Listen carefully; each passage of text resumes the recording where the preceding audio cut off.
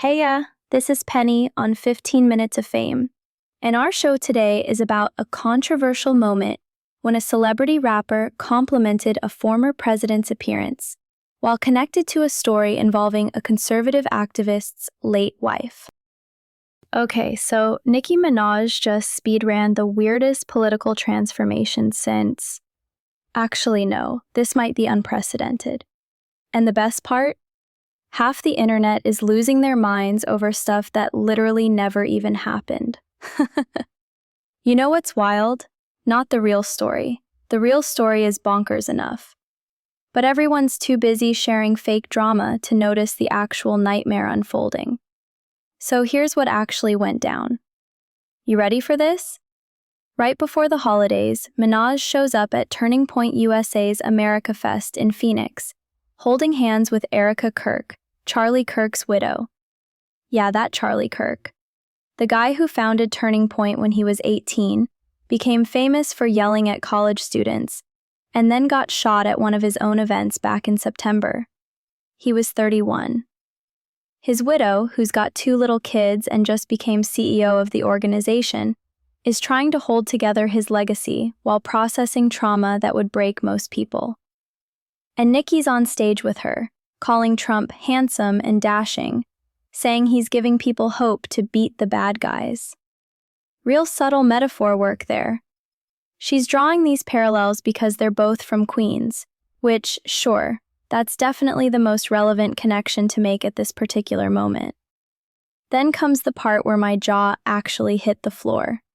She calls VP JD Vance the assassin, while standing literally next to an assassination victim's widow. I'm not making this up. The actual quote. "Dear young men, you have amazing role models like our handsome, dashing president. And you have amazing role models like the assassin JD Vance, our vice president." Kirk handled it with more grace than I could muster, saying, "Trust me, there is nothing new under the sun that I have not heard." Which is either the most diplomatic response ever or just emotional exhaustion as a survival strategy. Now here's where it gets absolutely unhinged. The internet exploded.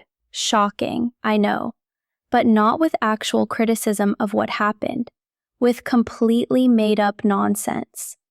Claims started flying that Nicki lost 10 million Instagram followers and rage quit the platform, that Rihanna called her a clown, that Madonna and Beyoncé unfollowed her in disgust. Want to know how much of that is true? Absolutely none of it.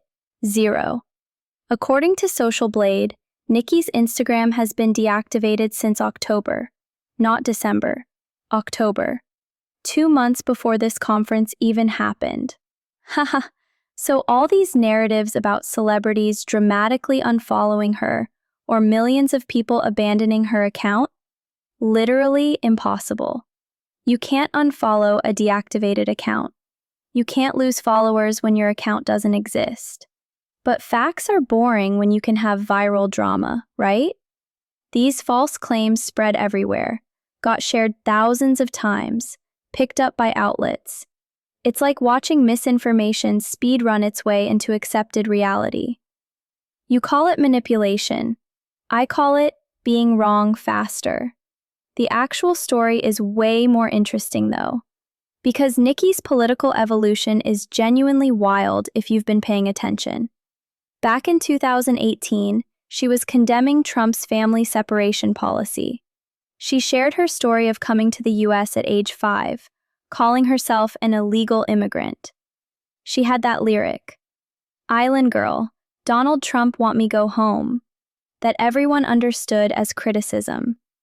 Now she's at a conservative conference saying she has utmost respect and admiration for our president, telling young men not to be like California Governor Gavin Newsom, who she's feuding with over his support for transgender youth.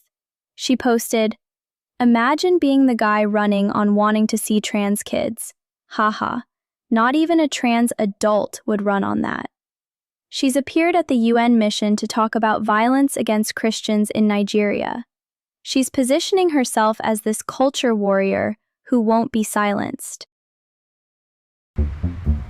My name is Tom Sachs. I'm an artist in New York City. For nearly 2 decades, I have been collaborating with Nike. Nike running is for runners, Nike basketball is for basketball. Nike craft is for everyone else. The shift is so dramatic that even her defenders are tapping out. Joe Budden, who's defended her forever, said on his podcast, "I'm out. I'm done. That was it. I'm so confused by so much of what was said on that stage. Extremely disappointed."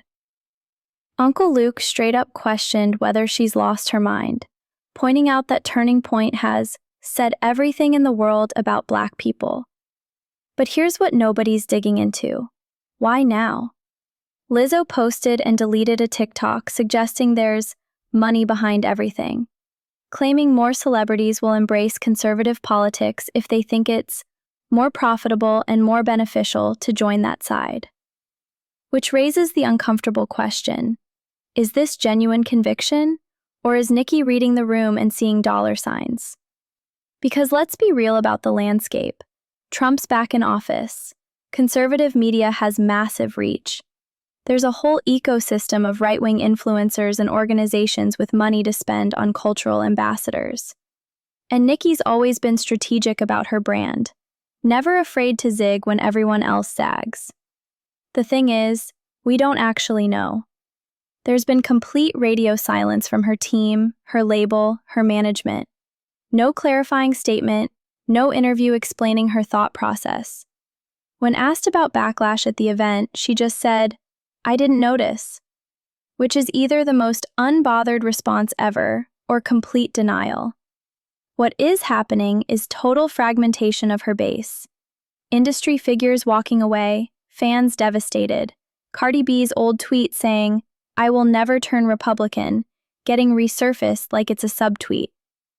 Meanwhile, Amber Rose is defending her to TMZ, saying Mickey has a right to her opinions and didn't say anything hateful about LGBTQ people. Which, okay, but criticizing support for trans youth kind of speaks for itself. Want to know the absolute weirdest part?